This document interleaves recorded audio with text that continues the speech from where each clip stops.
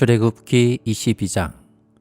어떤 사람이 소나 양을 도둑질하여 그것을 잡거나 팔면 그는 소 한 마리에는 소 5마리로 양 한 마리에는 양 4마리로 갚아야 한다. 밤에 도둑이 몰래 들어온 것을 알고서 그를 때려서 죽였을 경우에는 죽인 사람에게 살인죄가 없다. 그러나 해가 뜬 다음에 이런 일이 생기면 그에게 살인죄가 있다. 훔친 것은 반드시 물어내야 한다.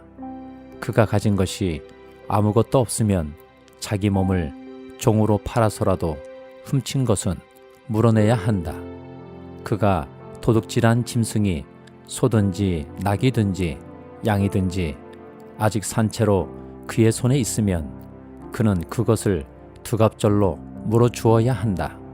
어떤 사람이 밭이나 포도원에서 집짐승을 풀어놓아서 풀을 뜯게 하다가 이 집짐승이 남의 밭의 농작물을 모두 뜯어먹었으면 그는 자기 밭의 가장 좋은 소출과 자기 포도원의 가장 좋은 소출로 그것을 물어주어야 한다. 불이 나서 가시던 불로 옮겨 붙어서 남의 낯갈이나 거두지 않은 곡식이나 밭을 태웠으면 불을 놓은 사람은 그것을 반드시 물어주어야 한다. 어떤 사람이 그 이웃에게 돈이나 물품을 보관하여 달라고 맡겼는데 그 맡은 집에 도둑이 들었을 때에 그 도둑이 잡히면 도둑이 그것을 갑절로 물어내야 한다.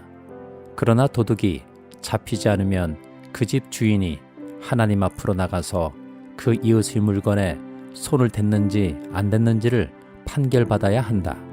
소든지 낙이든지 양이든지 의복이든지 그 밖의 어떤 분실물이든지 그것을 서로 자기 것이라고 주장하는 사건이 생기면 양쪽 다 하나님 앞으로 나아가야 하며 하나님께 유죄 판결을 받은 사람은 그 상대방에게 갑절로 물어주어야 한다.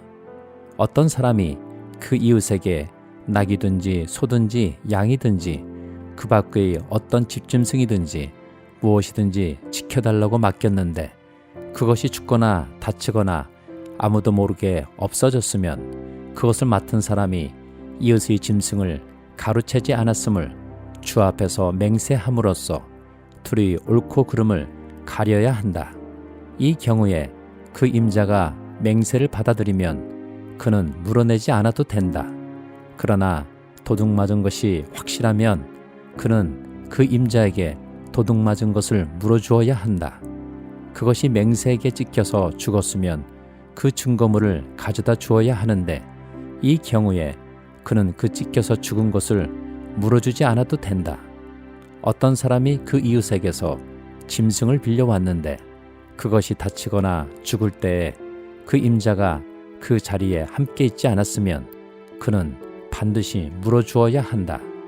그러나 그 임자가 그 자리에 함께 있었으면 그는 그 짐승을 물어주지 않아도 된다. 그 짐승이 세를 낸 것이면 그 쇳돈을 계산해서 주어야 한다. 어떤 사람이 아직 약혼하지 않은 처녀를 꿰어서 건드리면 그는 반드시 신부의 몸값을 내고 그 여자를 아내로 맞아들여야 한다. 그 여자의 아버지가 자기 딸을 그에게 절대로 주지 않겠다고 하면 그는 처녀를 신부로 데려올 때에 내는 값에 해당하는 금액을 치러야 한다. 마술을 부리는 여자는 살려두어서는 안 된다. 짐승과 교접하는 자는 반드시 사형에 처하여야 한다. 주 밖의 다른 신에게 제사를 드리는 자는 반드시 없애야 한다.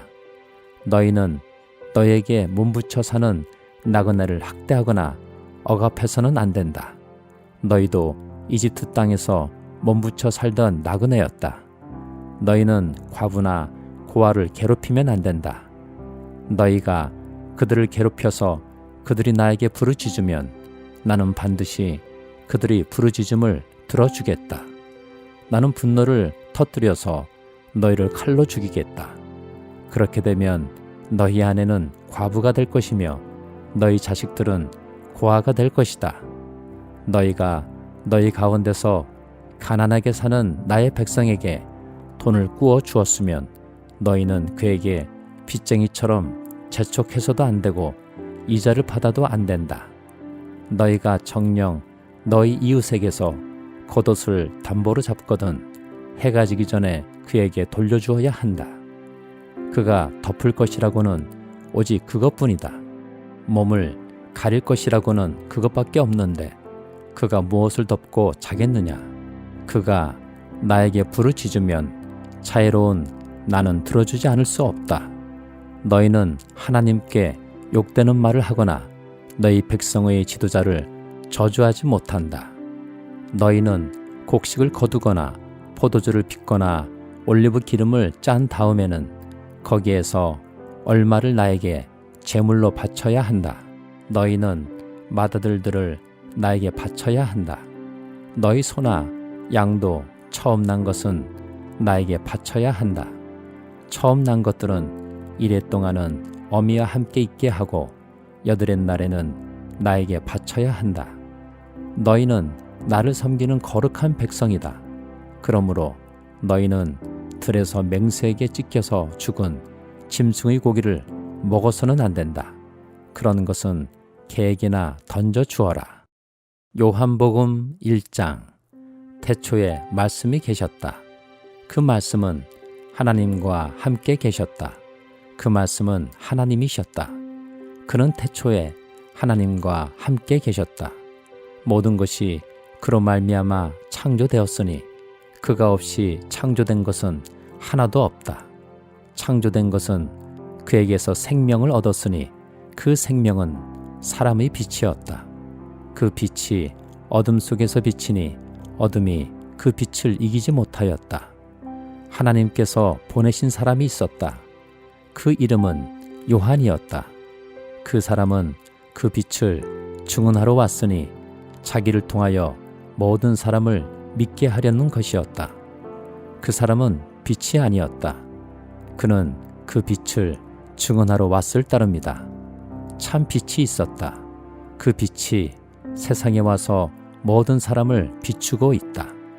그는 세상에 계셨다.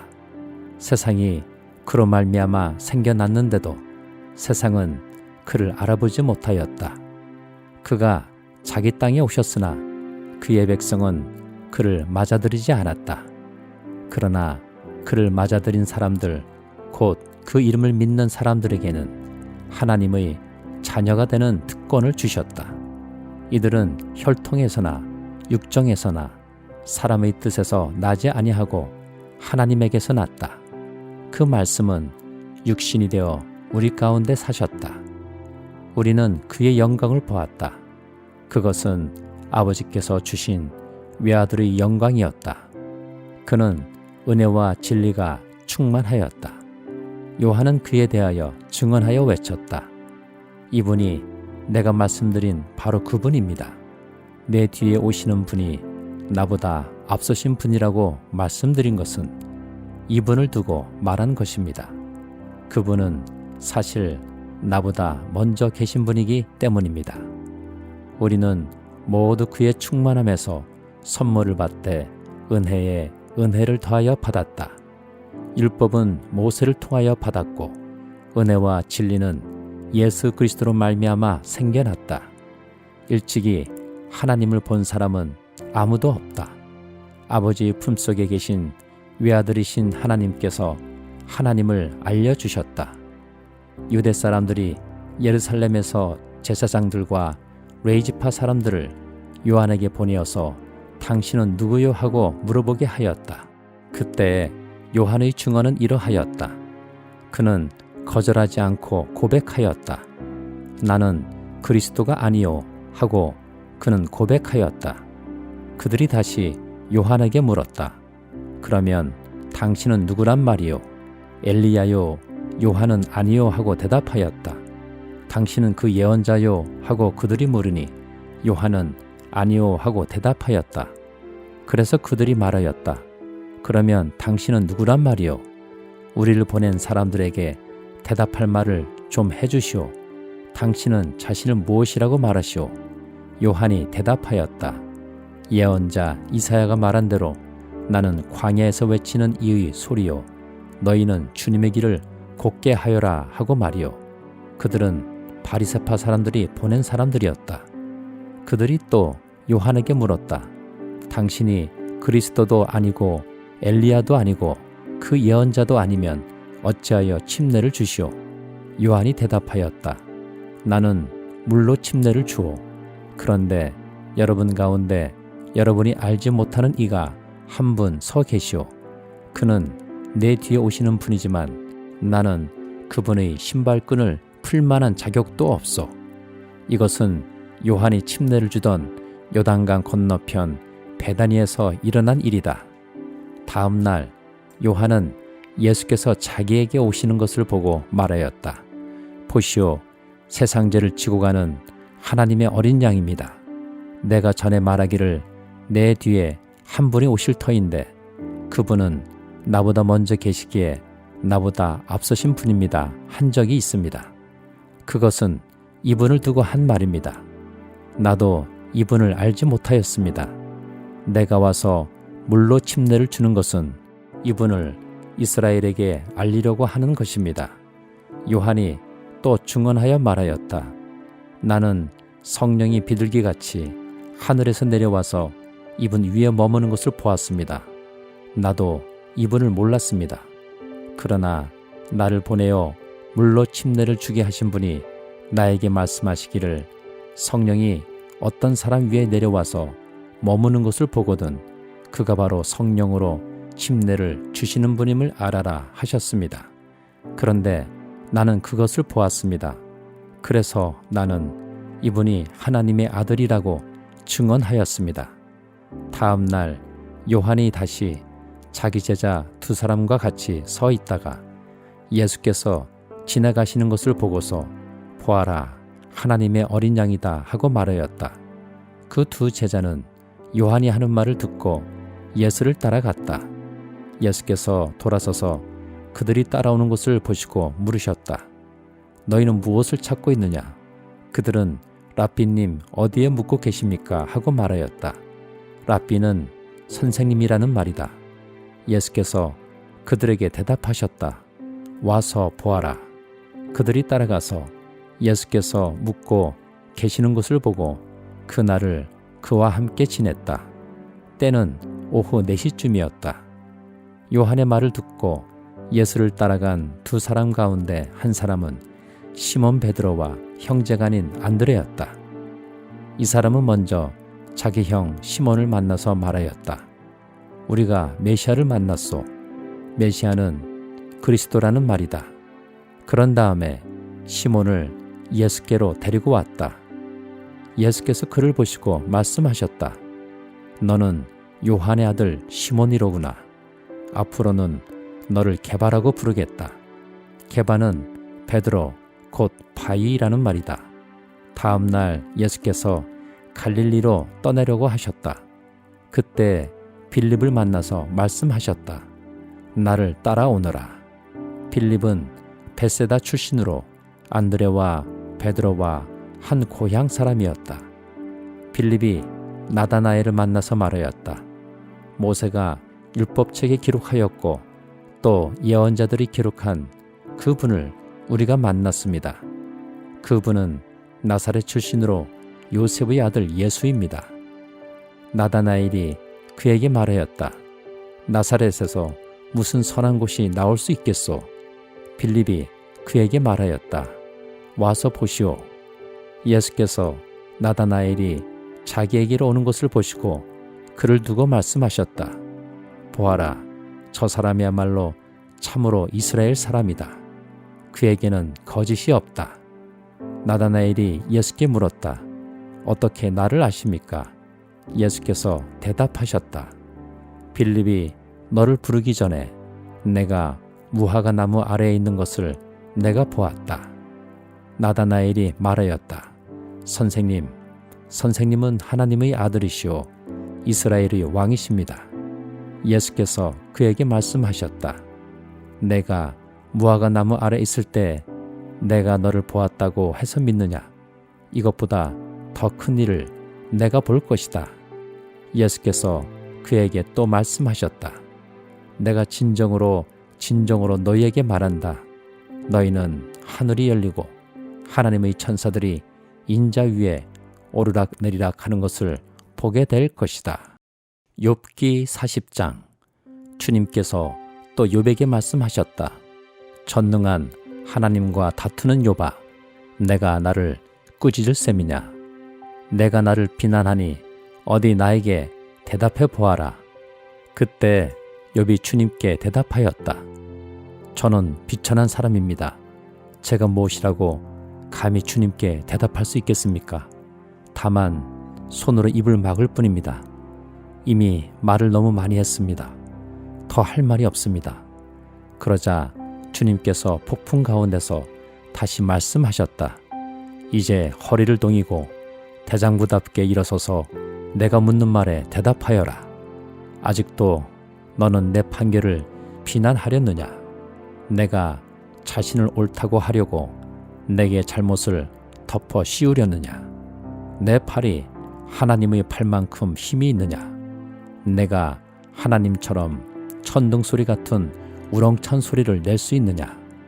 어디 한번 위엄과 존귀를 갖추고 영광과 영화를 갖추고 교만한 자들을 노려보며 내 끓어오르는 분노를 그들에게 쏟아내고 그들의 기백을 꺾어 보아라.